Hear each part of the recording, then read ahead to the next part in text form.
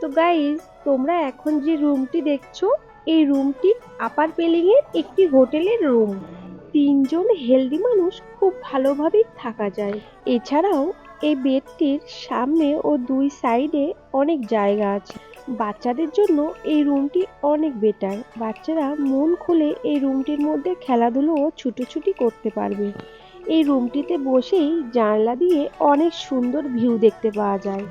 এমনও হয় ভোরের সূর্যের আলো জানলার ফাঁক দিয়ে এসে ঘুম ভাঙিয়ে দিয়ে যায়। তো গাইস, তোমরা নিজেরা দেখেই বুঝতে পারছো ওয়াশরুমটা কতটা সুন্দর। একদমই পরিষ্কার পরিচ্ছন্ন ও অনেকটাই বড়। গিজার থেকে শুরু করে সব কিছুরই ব্যবস্থা আছে। সব সময় অ্যাভেলেবেল গরম জল পাওয়া যায়।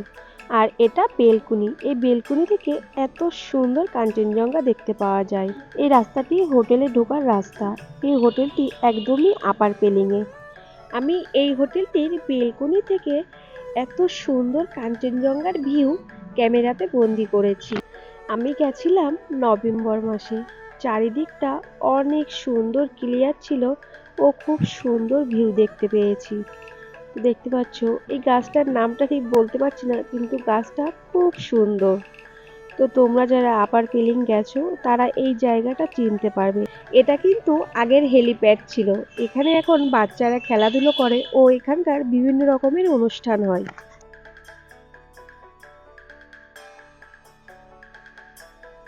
তো গাইস, তোমরা এখন যে সানরাইজটা দেখছো, এই সানরাইজটা আমরা ভোর 4:52-তে দেখেছি। নভেম্বরে টাইম ছিল ভোর 4:52।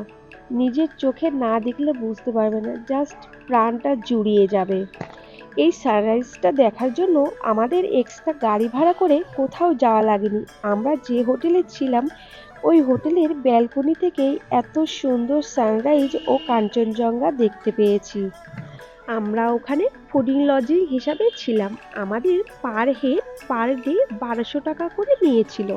তবে এই রেটটা কিন্তু সব সময় ফিক্সড থাকে না। সিজন অফ সিজনে একটু বাড়া কমা হয়। তোমরা যদি কেউ পেলিংয়ে গিয়ে এত সুন্দর ভিউ রুমে থাকতে চাও তাহলে প্লিজ আমার সাথে যোগাযোগ করো। আমি তোমাদেরকে সব সময় হেল্প করার চেষ্টা করব।